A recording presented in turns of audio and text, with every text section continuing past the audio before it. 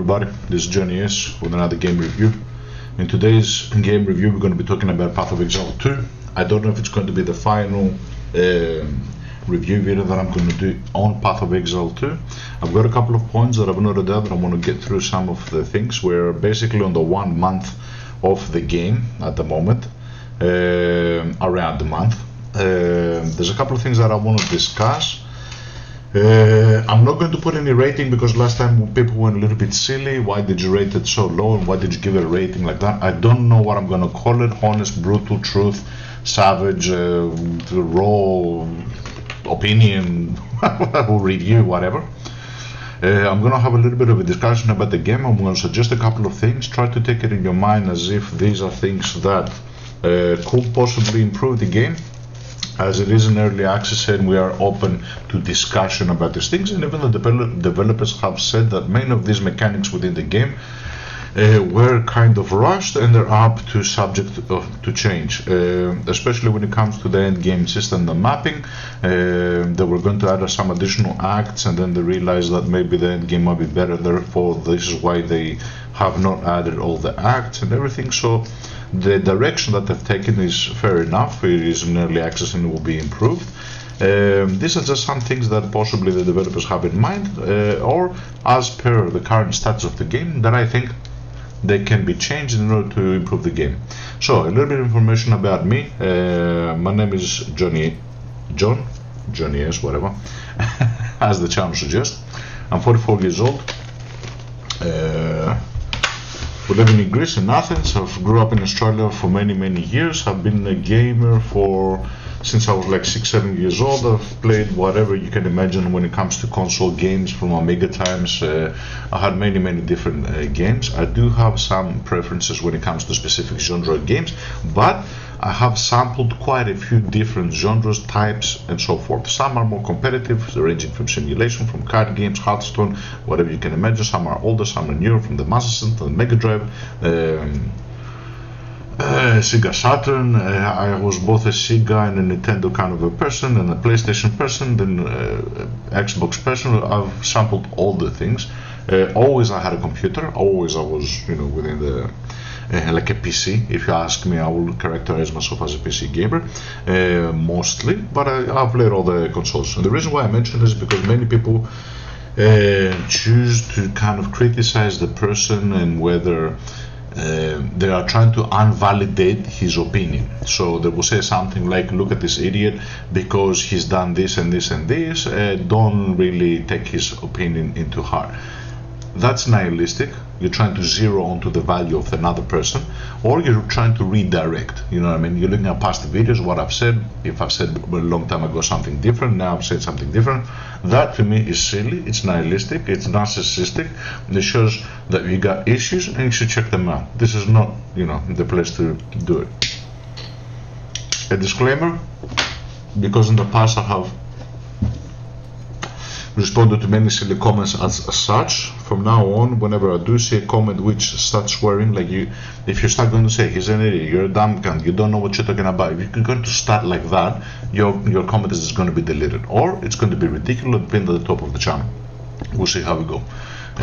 You can state your opinion, you can disagree. My thoughts are not carved in stone. Please, like Crowded with Chowder says, change my mind. We are all getting influenced. If you disagree with something, just state specific things.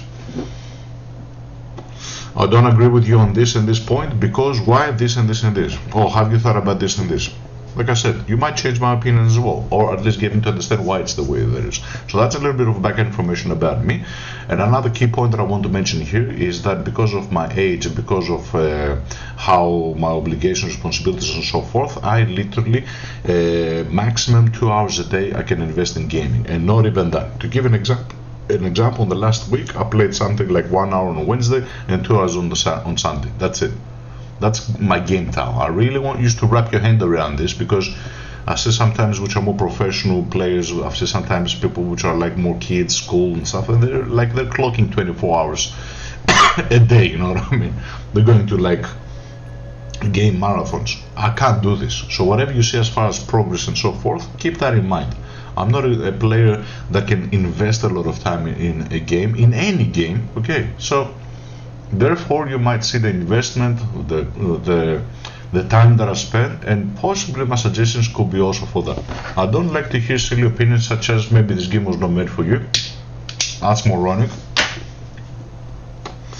You're looking at a problem, and instead of criticizing and trying to make it better and trying to make it, offer some insights, you're just, pushing around under the rug. That's not a solution. You know what I mean? If you do have something that you want to discuss and comment or contradict me into what I'm saying, yeah, please do so. So that's a couple of things about me and about my experience. Try to think the possibility that because some guy has a different perspective and a point of view as per your own, it's not due to inexperience or lack of skill, but maybe he might even have more skill than you, more experience than you, hence my age. Okay, he might have sampled many different things, but he's just has a different point of view. I'll try to explain on some of the things I might have suggestions on specific ways to fix it. On others that I'm going to criticize the game, I might just state that this should change. How it's going to change, I'm not the developer, I'm not GGG. They should look into it. So it's not because I'm stating that something is bad and needs to change that I'll have the solutions to everything. Of course not. Another thing that I want to mention that I've seen over time happening is a lot of people lately have been playing Dark Souls and all that. That's an old concept. That's outdated. I'm sorry to say to everybody, that's an outdated concept. I do challenge everybody to go back in time. If you can, find Shadow Dancer and play that game. That's a fucking side-scrolling the platform game where you have to complete the whole stage with no lives, no saves, no nothing. Go to the boss. Sometimes you gotta pick specific things and elements in order to be able to kill the boss. Then kill the boss, you get hit, you restart from the beginning. So that whole concept of difficulty going through without getting hit, dodging, doing all this weird stuff, that's nothing new. That difficulty existed, but it existed because of the limitation of technology back then and the development process and stage that games had reaches.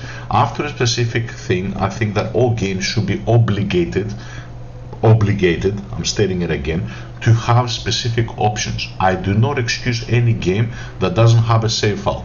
Back then we couldn't save. Now all games should have save progress. I do not excuse a game that has difficulties. 100 difficulties. Very super stupid, easy, very easy, normal, hard, Asian difficulty, I don't care. All games should have that. As far as people that want to be competitive and stuff, you can make it in such a way such as that when somebody wants to be ranked on a ladder or whatever, they have to be within like the hardest difficulties. You can do it like that. This whole notion that has been done in Path of Exile 1 and 2 with solo self-found, hardcore leagues, ruthless and all that, it's not solving the problem. It's not. You're always trying to balance things, and it's going to make the development side and the game a much better versatile, and a wider people will be able to enjoy it. You just select your difficulty and go for it. You know what I mean? You want to live a hardcore league, live the hardcore league. Give the options though, and be able to go from very easy to very difficult. As far as versatility goes for the game, you have nothing to lose other than gain things. Another thing that I've seen is incentive. There's missing the incentive of fun and trying to do things. So I'm going to go straight into it. That's a little bit about me. And we're going to talk about the end game, since the end game is one of the most important things. So this is the end game, the map system. First of all, allow me to zoom much more further. Okay, this is something that you need to change. This is an infinite place, and literally at some point of time you just get lost. You get lost of where you are. You forget what you've done, where you started, what's going on. Allow me to zoom the fuck out. Second of all, there's no incentive. At the beginning I was looking for the hideouts. I have actually unlocked all the hideouts. That was an incentive. It doesn't have to be such a crazy incentive. It can be something simple. So at the beginning I was going through the stage. I was aiming for towers, uncovering areas, looking for the hideouts, uncovering the hideouts. That's an incentive. If you don't give people an incentive, then there's no point to it. And RNG games, the gamer has an addiction to this whole completion thing. So whoever tested this has no idea, or it was rushed, on how to capture that feeling, that essence of incentive. There is an incentive of the bosses and the citadels. You get the citadels, the 3 citadels, you put the key somewhere here. I don't even know where the guy is. Like, this is what I mean. Like, I've got to be looking around to where the hell this is a starting location, somewhere here. There. So you got the burning monolith, and you got the incentive a difficult incentive to collect the keys and everything. There's been people that have still not fancied it, those that have gone all over the place. That whole Delve Path of Exile 1 style of the map end section really seems to be ridiculous. There's no point. Now that I've uncovered the highlights, I don't know whether I should just keep on making all these little maps here green, or aim at towers, aim at the citadels. I'm not into bossing, you know what I mean? So if bossing is out of the question, then I have nothing to chase for. So give incentive. It can be many different things. And to give an example of what I mean by incentive, let's take an example of Diablo 3.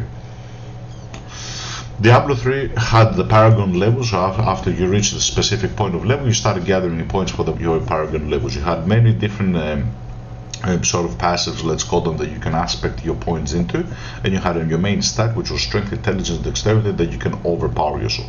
There was more of an incentive to get to Paragon 800 because you had a completion, if that's an incentive, a sense of completing everything, being able to max out each one of these passives, and then you started putting on your main thing. The first point to try to get to 800 Paragon had much more incentive, that completion thing that I'm saying. It was much nicer. The after 800 to get to 1000, because you really saw your character become overpowered and so forth, it had less incentive, but okay, that was an incentive as well. There's no milestones, there's no specific milestones. You can add an infinite amount of milestones, both on Path of Exile, Diablo, and old games. And I'm giving Diablo 3 as an example because at some point I got to like 2000 Paragon. It was just ridiculous. The power, how much of a power, it was just like just pushing a little bit more higher grade the rifts. There's no point to it. So incentive is very important. Another difficult thing that I've noticed about the game is the ascendancy. So if we look at the ascendancy, the difficulty behind the ascendancy and the mechanics behind the ascendancy, and I've mentioned this before, should be changed. You should not be limited to actually doing ultimatum league sort of things or the assessor trial things in order to look at your ascendancy. This should not be linked to that. It should be something totally different. The difficulty on this is way too hard when it comes to the ascension.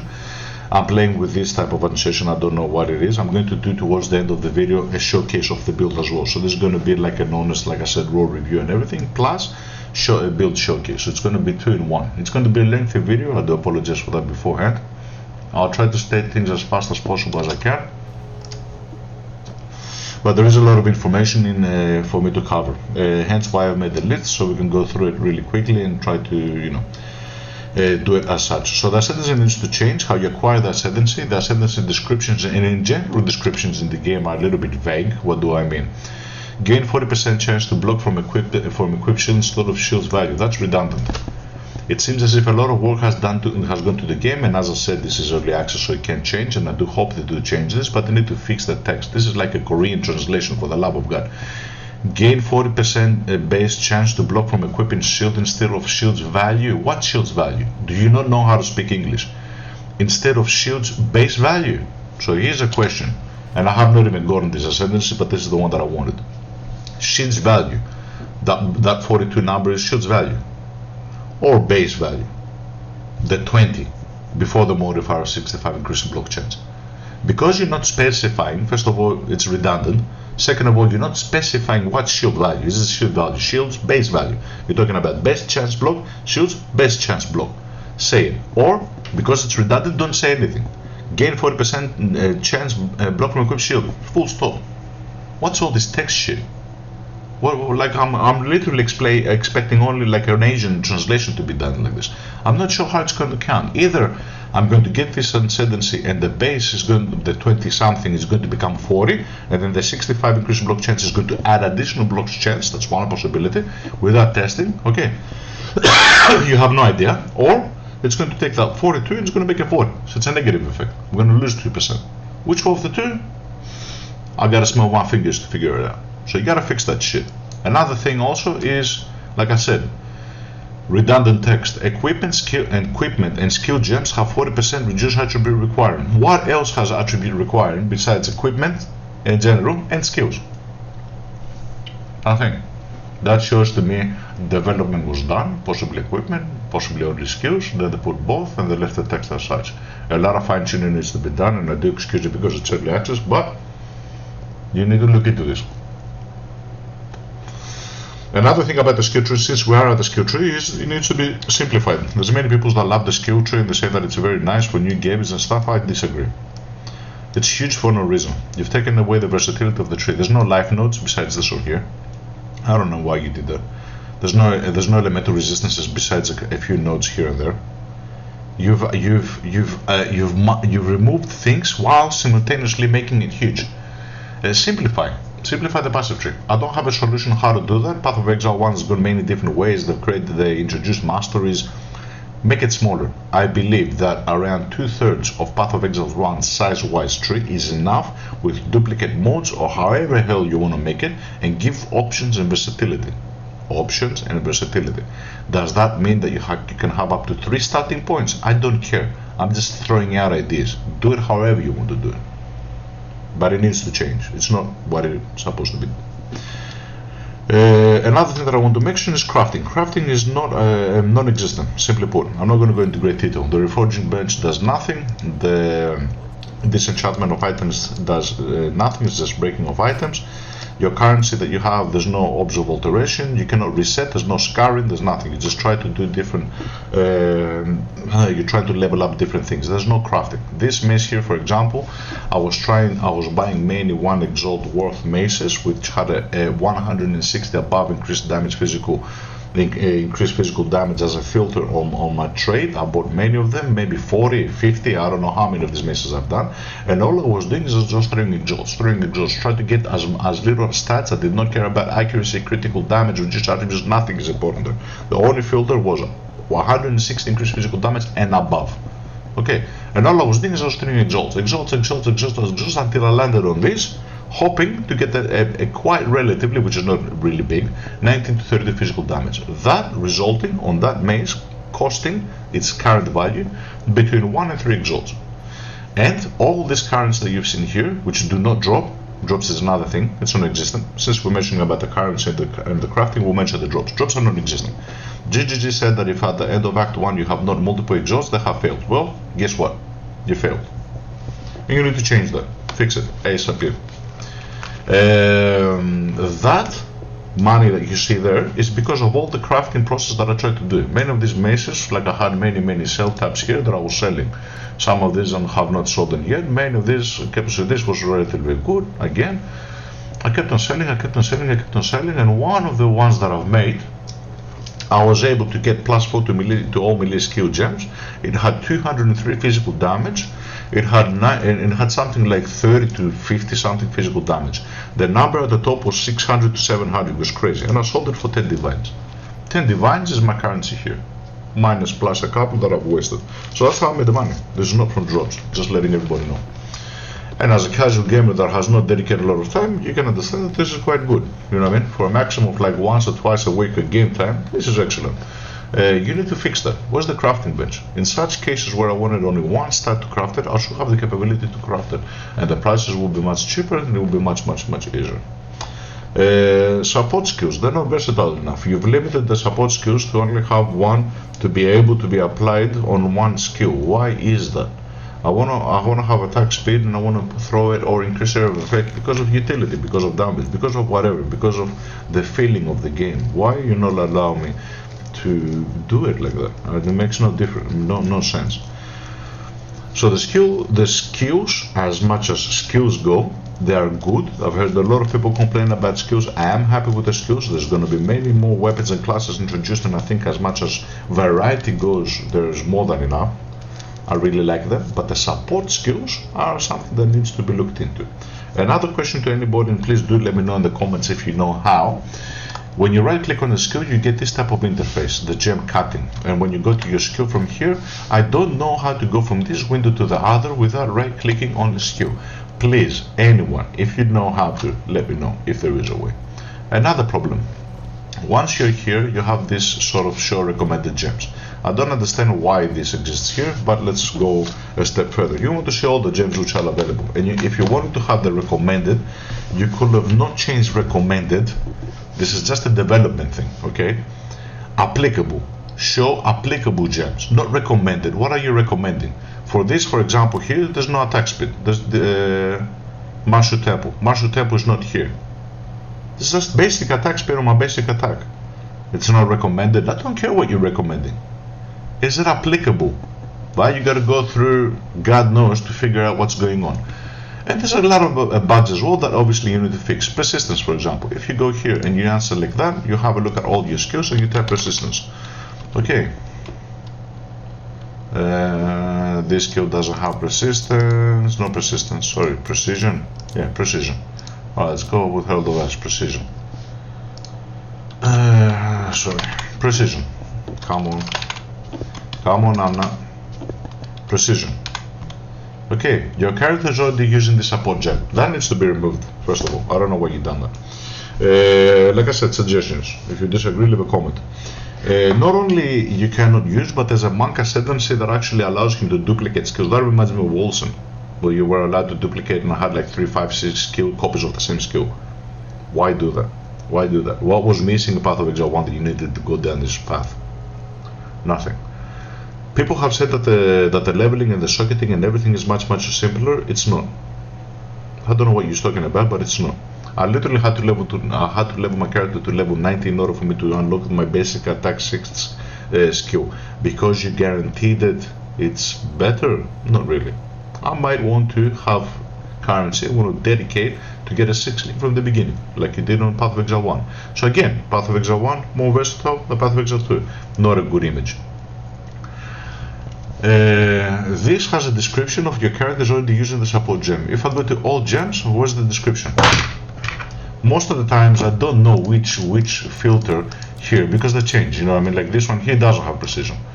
This one here does have precision. This one here doesn't. This one here doesn't, even though... Anyway, these are the applicable ones. Not enough information is out there. Please do update the wiki. When you go to all gems, and this is usually where everybody goes, and you type in precision, you hover over it, it will not clearly tell you whether you're using it or not, since you decided to put that limitation, which I think should not be there. But when you actually go to the skill itself, it does let you know. So skills, support skills, to be specific, not skills in general, support skills need to be fixed. Another problem, as I'm probably playing through the campaign, I was playing with a friend, he had a melee class, I had my summoner back then, and we were able to go through bosses and help each other by resurrecting. You can't resurrect in maps. Why? Need to change that. Simple as that. I'm not going to take too much of your time. It's obvious. You need to change that. There's no point on team play at the moment. You're going in, you're playing together, and then what? One guy dies and that's it. Another thing, since we're talking about dying in the maps and the end system, portals. You die once, all your portals disappear. Why have portals?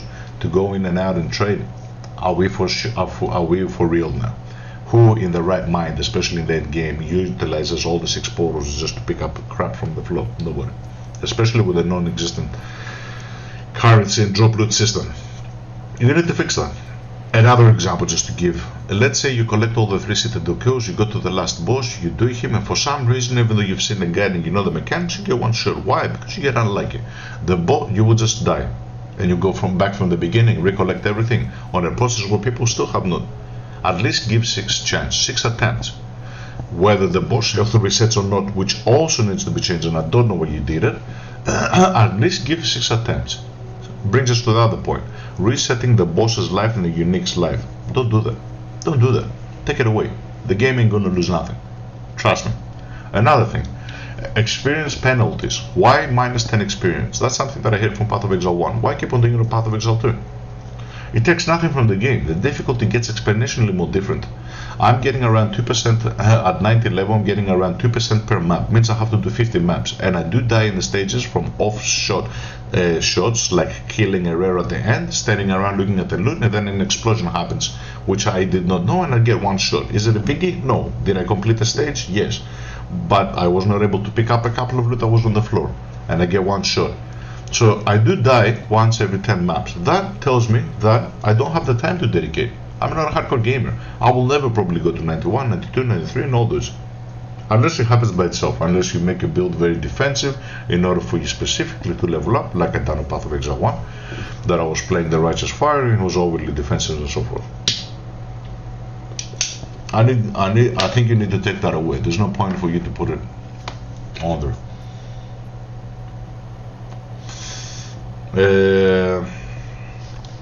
Another thing that still remains to be an issue is the tabs. and the cosmetics. So anything to do with microtransaction, GGG really needs to fix this as soon as possible. These are money that people have paid. Okay, you got your currency tab, you got the delirium, your instances, you got a couple of these. Where's the maps? Because the waystones, I don't care what they're called. Change it, put a waystone. Put it here, a line that says waystone. Check. Minimal development. I can write the code for you. I can write the code for you if you want. Okay. Why do not have it there? I mean, forget about converting the map tab that I've actually paid on Path of Exile 1. It seems as if you're transferring things, but you're not transferring things. So should I be comparing Path of Exile 2 to Path of Exile 1? Should stop comparing it? This is something that internally I have not decided yet. It really kind of baffles me, you know what I mean, the decision and the path that they've gone. Another thing that I noticed is, which gives me a little bit of a sense of a detachment when it comes to the developers and the game testers and the whole project team of Path of Exile 2, is how some of these decisions were made. Why did you put a ascendancy system behind some league mechanics? Why did you remove the crafting system? Why did you make it the end game have an infinite delve thing with no incentive? Why are you focusing on specific things and you're not focusing on other things? Are you balancing? Are you not balancing? It seems as if what Chris used to say, his vision, that there's no clear vision here. It seems as if he's doing things which are contradicting others. I'll give an example. I was looking at the uniques. There's a couple of uniques, and I was looking at the brass dome. The brass dome, for some reason, somebody from the project, from the Path of Exile 2 project team, decided that he was going to -5 to maximum resistance instead of add from a 1 to a 5, like it was a Path of Exile 1. Was it really that important? I mean, he's actually dedicated time to change that. It was really that overpowered. If it was that overpowered, I'll give another example. Why is the instrumental worth 160, 170 divines? You did not think to balance that out.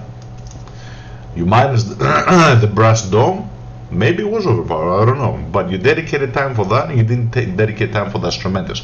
Because attributes on this on Path of Exile 2 are much more evident and effective, which also does not excuse the reason why you will remove the life, as I mentioned before here, because you still end up with, if you're strength stacking, somewhere around on the 3000 range of thing. You know what I mean? So that does make sense anyway. But instrumentals, obviously, because it makes your character really overpowered, it's costed like 160 divines. What the hell? Instrumentals used to be a 20 level amulet, you throw your own utility thing. You met a new character, you throw it and you started testing things. Now it has become the most sought out necklace. That's not balancing. That's like, to me it seems as if you haven't calculated things. Another thing which became evident to me when I was around level 80, I was playing with my warrior, all nice and well. I had gotten all his skills and everything, and then a thought came to my mind. Where's Cyclone? You decided to put a melee class and you did not put Cyclone. That seems detached from reality.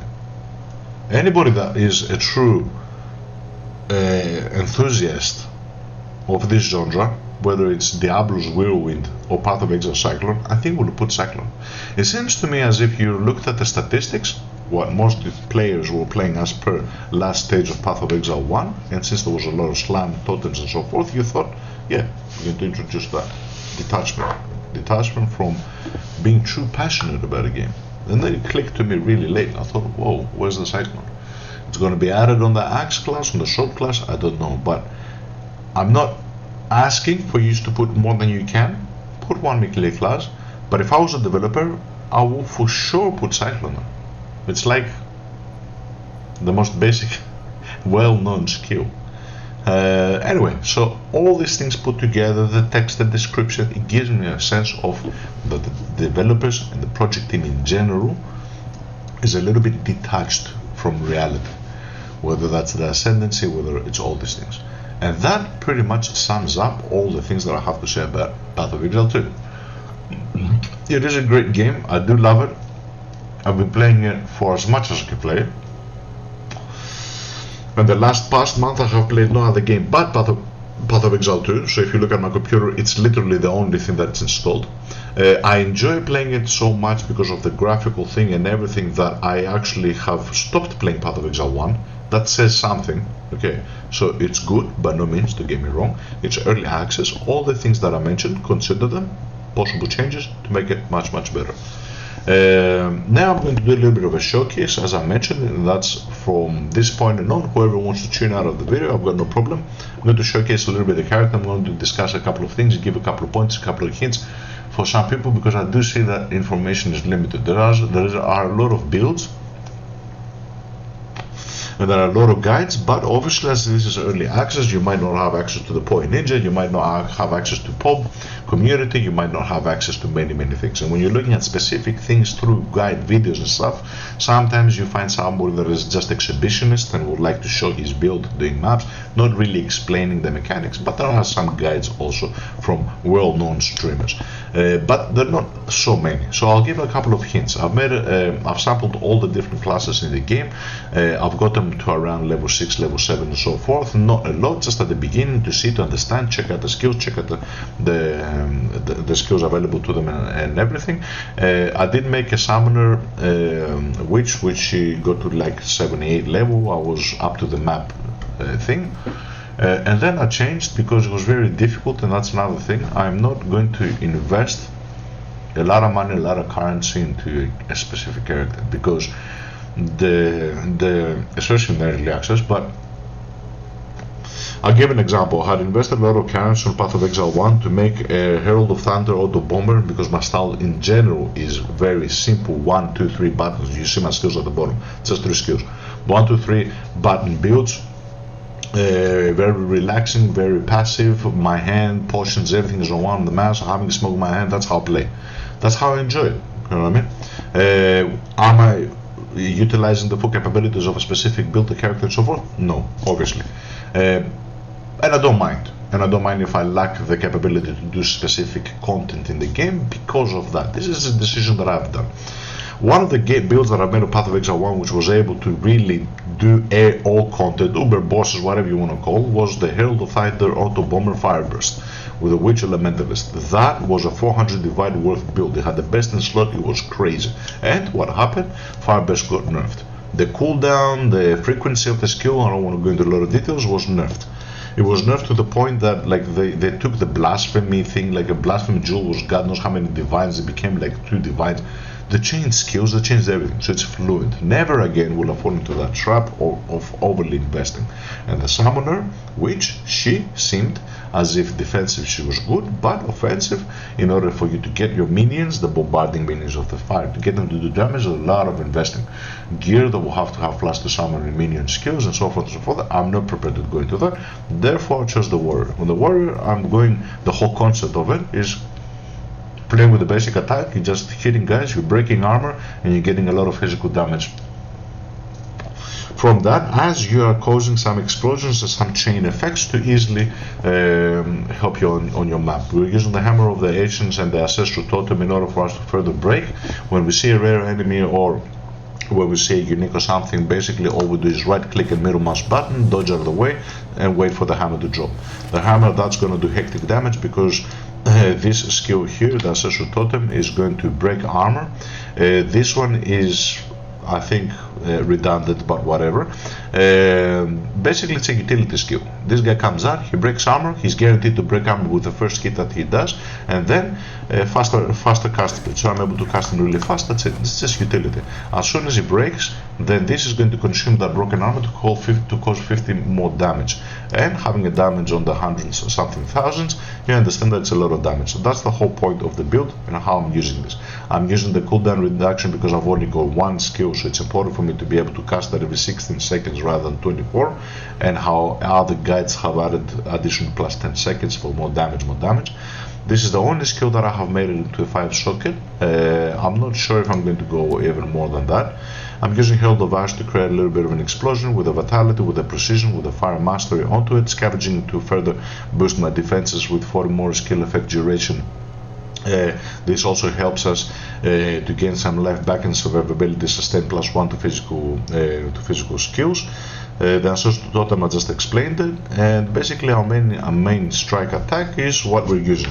Another thing that I had thought, and I saw many people do here, is that they were using 25% of weapon physical converted to fire damage and all this crap. I have not done that. It just makes it simpler and easier when you get to the maps, in order for you not to worry about monsters have 60% elemental resistances. Just keep it simple. Just keep it simple, stupid. Physical damage. This is obviously a mandatory armor explosion. I've gone additional attack. Additional attack in conjunction to this, which minus a little bit of attack, is mandatory for the way that I'm playing. I've got 30% more maximum physical damage and 35 more physical damage. So it's just physical damage. Not only that, but I don't do chaos or elemental damage. So it's very simple based build, let's say. As far as my items go, just a quick showcase. This is the mess that I'm using at the moment. The main focus of the items is health, strength, and then an optional resistance or regeneration, depends on what I've done. The accessories are more focused on resistances, so the resistances of health and strength. I'm kind of stuck in health, but not really. Sorry, strength, but not really. Like 10% strength, plus 10 to strength is not much. Again here, strength, health, a little bit of resistance, strength, a little bit of resistance, strength, a little bit of spirit. I'm not going overboard on the spirit. My armor, for example, does not have any spirit. I don't really care. This one has also some life regeneration and non resistances, so it's either one or the other. Maximum 5 exalt worth of each one of these pieces of gear that you see, and I will not go more. It's not worth going more, no matter how much I love the build. Just play whatever I can play. And the helmet, similarly, it's got a lot of resistances, a little bit of strength, a little bit of thing. This is also a good shield because it gives additional physical damage. It was armor. This is more armor, not as much as health. It does have health and strength, but no physical resistance. It's just armor. Physical damage reduction, 8% is huge, plus 2 to maximum lightning resistance is not bad, why not? And a lot of 65 increases block change was quite huge. If the ascendancy, and I will ever be able to get the ascendancy, it might work the way that I want it to work. The boots have nothing special to them, a little bit of regeneration, but a 30% movement for utility. Hence why the price was around 5 exalts.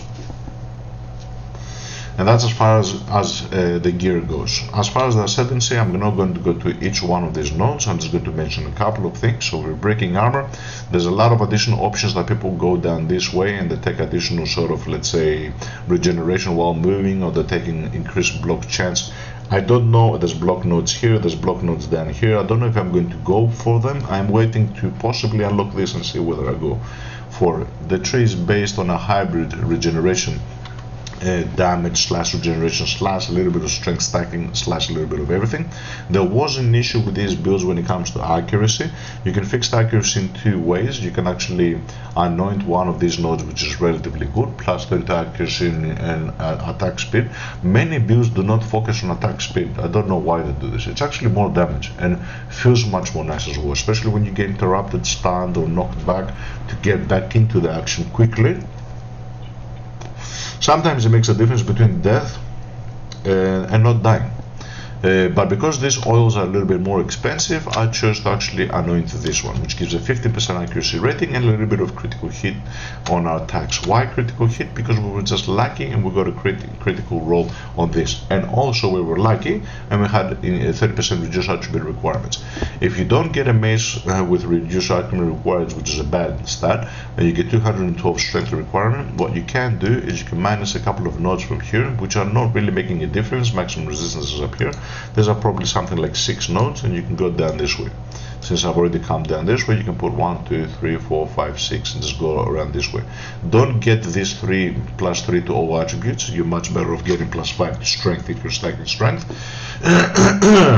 You are bound to get these ones in order for you to climb all the way here. 10% increased attributes makes a huge difference, and these ones, as I mentioned before, 4% reduced, 4% reduced, 4% reduced, altogether 12% reduced attributes. That's what it should have been called, 12% reduced attribute requirements. I don't know why they're equipping these skills.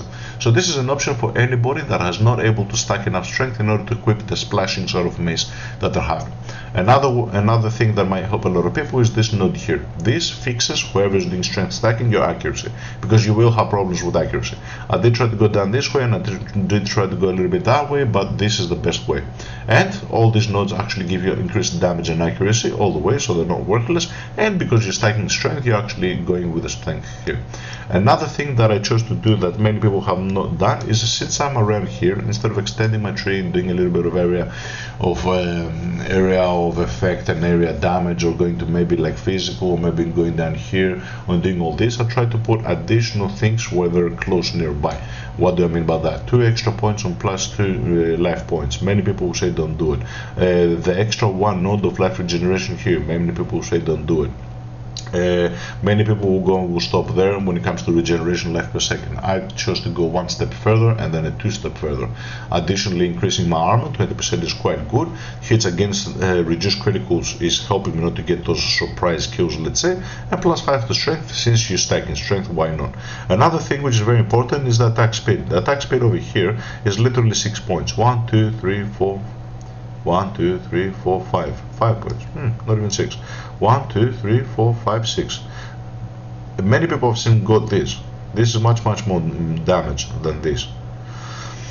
Another thing that you could do is you could take one of these strength nodes away, and you can join it by these two, which will give you 15 plus armor plus 15, that's 30 plus armor. A lot of people that I've seen on builds are using this node here, which gives you a 30 plus increased area of effect, which is a situational as per when you stun a mob. I will advise, if you want to increase your area of effect, you can actually add a couple of nodes over here, or a better option will be to go and get this node. So go from the top side, get your area damage, quite a bit of area damage, stun build up, that also helps you stun them quickly, a little bit more area damage, and then get this. You're going to get a flat 15 and a situational 15 rather than, you know, a 30 situational one. So this is the way that I've chose to go. It is mandatory if you're going to go this track to get this node, which will triple your attribute requirements when it comes to the mace. I have tested to take away the shield and just use the two-hander, but the damage drops tragically. So it is worth this node here, but you got to work out a little bit your requirements when you're going for the build. We are causing a lot of damage to enemies that have broken armor, and that's because we've gotten these nodes here. 60%, 20 plus 20, that's double the damage, 100%. Another possible way that you can do is you can focus possibly on breaking more of armor, so you can get these nodes here. Another way, like I mentioned before, is getting more block chance. I have not gone into the block chance as much as I wanted, but there is experimentation. Another thing which I didn't like is people are using aftershocks. They're using on the skills aftershock chances, they're using this is situational again. And because I'm against RNG I think is not a good thing, it's something to be avoided. I'm trying to get as much as basic and guaranteed damage as much as I can. Can you possibly cause more damage in the long term? Yes, possibly. But I try to go as basic, let's say, as possible. So this is what the build looks like. We've got 2 jewel sockets at the moment. I think they're called jewels. Yeah, the jewels. What do you know? Basically giving us additional armor, additional regeneration, stun, and increased block chance. They are relative, but the main thing that I was focusing here was armor and regeneration rate. This gives us a little bit of damage as well, and again stun threshold for ourselves. That's about it for the game. For the build for the passive tree. Now to have a look at the stats and what this results to be. I've got 90 around 90s resistances, which means if a map has elemental weakness, it does not bother me. I've got 65 resistance for chaos because I'm putting this whole cause all of them are red zero because of that's one way to fix your chaos resistances. It's not capped, but it's not bad. 77% armor once the scavenging armor, whatever it's called, scavenging plating, sorry, triggers, it goes to around 88. You can possibly get it more if you put more sockets into this and so forth, but at the moment I have not done that. We have a basic 44% chance, sorry I'm hearing noises, we have a basic 44% chance to block, nothing more, nothing special. And we've got quite a bit of regeneration, recovery per second, 391. On the 3246 life, 391 is quite relatively good. So this is the stats that we're playing with at the moment. Let's go and do a map. What map? I have no idea. This is what I'm saying, no incentive. This is going to increase the rare monsters, quantity found, wastelands, yeah, why not? The map that we're doing is because it has the 235. That's not the reason why I chose it. It gives a little bit of gold. We get a little bit, you know, it's a little bit more damage for the minions, less cursing. I don't care about that. The house and crystal threshold, okay. This should not really overly affect us. And once we do this map, we're going to end the video. I do apologize for the lengthiness of the video. Let me get this jewelry. I've been wearing it for all day. It gets annoying. It's getting a little bit more comfortable. So like I said, I like to play, as you see, my life potion. I'm not using mana potion, I'm basic attacking, meaning also the rare mobs which eat away your mana cause no problem to me. They disable my hammer. The way that you need to see me play, and another thing, sometimes in my inventory I keep this. I substitute this skill with this skill. So I take away a little bit of the attack speed and the more physical damage from, let me move a bit, from 25,000 drops to around 20,000, 25, 20, but it gives me a better and nicer and quicker feeling when it comes to killing enemies because of the bigger away. The way that I play is just basic attack, that's it, just basic attack. Will I every now and then use one of these, throw it, go to another group, throw that, okay, go back there, they're all broken armor, go back to these guys and hit them also? Yeah. Will I cause more damage to them? Yes. How much more damage? It's literally twice as much damage. But I'm hardly using it most of the time. Like I said, I'm just basic attacking with quite a bit of AOE. We got the, I don't know what these guys are called. I call them from Beyond, but this is because of Path of Exile 1. And like I said, the combination of the Hammer of the Gods, usually on the rare enemies, even though most of the times I'm causing so much damage that it is not required.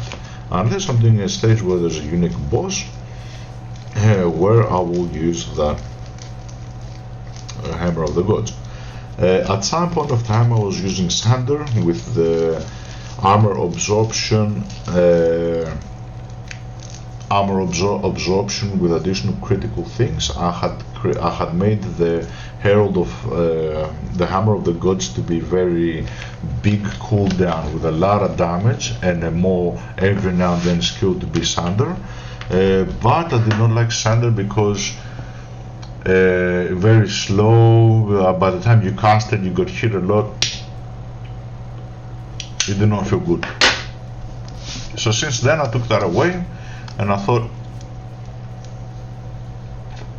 bring the cooldown down from the Hammer of the Gods, so at least you can have it more often. We just cancelled the animation. That was a little bit silly. That's another thing to keep in mind, because the way that I'm playing it, I'm like clicking every now and then quite often. You are able to cancel the animation of the Hammer of Gods, meaning that you have to sit there and wait for it. In my case 16 seconds, but if you level that up quite a bit, it's going to be much more. So that's something to keep in mind. It shouldn't be too difficult. Like I said, I'm playing with one arm. I do have my healing potions on my mouse button if I need them. Mana, we're not really using it, we don't care, so it's very basic.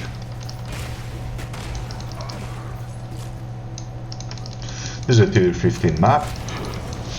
Tier 16 map has not dropped at the moment, and I don't know, that's another thing about information being a little bit limited, as is an early access. That was a rare, for example. Let's use a healing potion. That was a rare that I killed them without the Hammer of the Gods, because I did not need the Hammer of the Gods, simply put. Can I not walk through here? The collisions still also need to be improved. They have improved them a lot, especially with the dodge, that they made it a lot more functional as per my feel and perception. But I think they still need to fix a couple of things when it comes to the collisions, especially on the map design. There's specific areas on the map where you think you can walk sort of through them and you can't. Attack speed relatively early on the map is always good. Action speed, sorry, movement speed plus. Yeah, okay. I'm playing like a mongoloid. Maybe a long day at work today.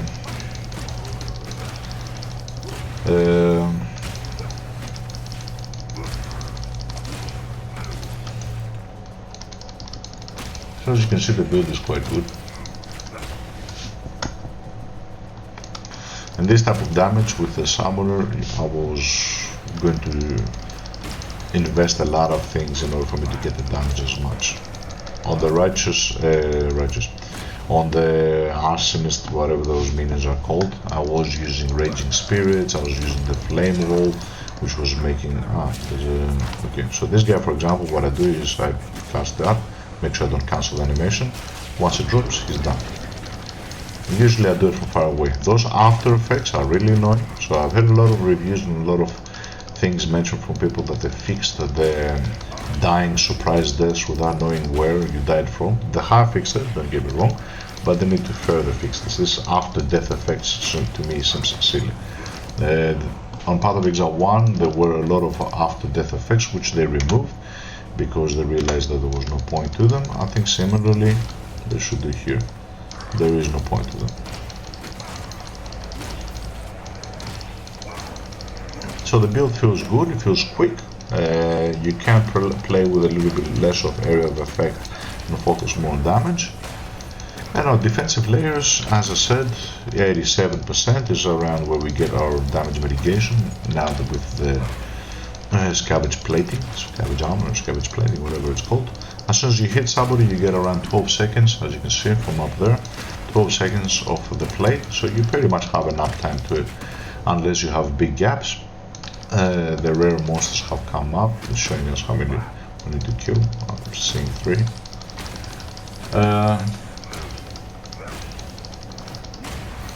And this is how I enjoy the game. You don't have to go spastic, you don't have to go crazy, it's simple.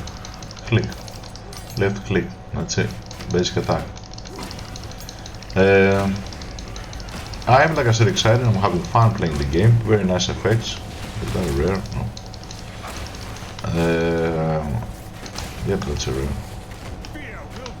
The only reason why I'm putting that guy down is to break his armor, that's it, and he's done. I'm getting a lot of delay also, but this can also be something related to my system, the performance of my system. I don't have an in-game system at all, but a lot of networking issues which I don't think are related to my system.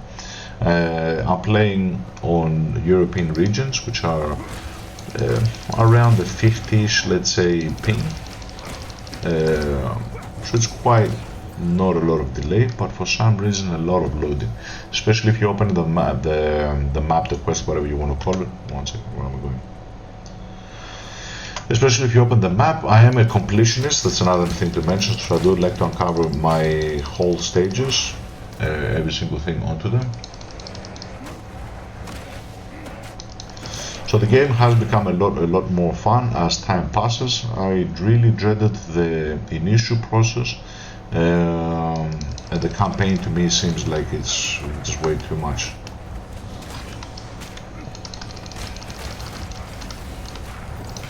Okay, he got almost one shot. Hey, there's another. I didn't even see him. Let's not pick that up. I can't do that shit. As far as the ascendancy goes, I had something like 3 attempts. I didn't have many of the ultimatum thingies, but the things that actually got triggered to me, they were quite hectic and made it really difficult for me to complete it. It was not that I could not do enough damage or have sustain, but the effects and the choices that the game was giving me was crazy. Some like when an enemy dies, you get some volatile things following you. At some point when I was getting to the bosses, the whole area was just covered with crap. Why? Because RNG. Hence why I said, oh, let's try not to cancel it out. There you go. I've minimized a lot the area of effect of the Hammer of the Gods, hence why it's a little bit smaller. But it does add something like 40 damage, I think. 40 more area damage, but there's less effect. Because the Hammer of the Gods, I usually don't use it in the map, but rather on specific targets, it seemed to me as if it was a good choice. Also something that I don't see almost anybody doing. 40% area damage is 40% area damage. Is the size of it being such a big thing? I don't think so. If you look at it, it is smaller, don't get me wrong, but not a lot smaller. Like you might get a little bit wider if it was. Like I said, I like to complete my whole map, even though I do see there's a dead end here. I would like to do that, because why? That's the way that I play. We have one more rare to kill. But like I said, there's not much incentive. I mean, I'm playing a stage here. The filter that I've put, I kind of modified it, even though there's not many filters available at the moment. I've taken away a lot of craftable base items that in Path of Exile 1 I was collecting, because the crafting thing is dead. Like I said, it doesn't seem to have as much point for you to focus on that, but you know. And the only incentive is basically going around and trying to look for a divine. What am I going to do with those divines since the crafting is very limited? I don't know, don't ask me, I don't want to think about it. But I mean, that's the only incentive of the game. Will I ever find a citadel where and so forth? Yes, maybe, I don't know. Beat him up a little bit, there you go. Hopefully there's no after death effect. I have been one-shotted many times in circumstances as such. So that's it. I would like to thank everybody for your time. I know that it is a lengthy video because I was trying to do a review, stating some points as per status of the game and some suggestions in order to better improve the game. Come on, some of these delays. The text, you can't click exactly onto the text, you need to click under the text. You can't click, sometimes you click here and it goes above. Anyway, there's a lot of things that need to be fixed further, but okay. As you can see, most of the times I'm not even looking at what these things are. I'm just, crafting is dead. Crafting is dead to me. And the map thing is quite annoying, the fact that I cannot put the maps. I can put the skills and everything there, but not the maps. Don't ask me why. So, I'd like to thank everybody. Try not to go off on the chat. Don't be silly. Show your maturity. Yeah, great, awesome game. Excellent, having fun, keep on playing it as much as I can. A lot of things can be fixed though, and a little bit better of direction also of the game. Make it more versatile, make it more user friendly, fix a couple of things, and remove a couple of things also. Okay guys, thank you very, very much for your time. I appreciate it, and I'll bid you goodbye. Goodbye.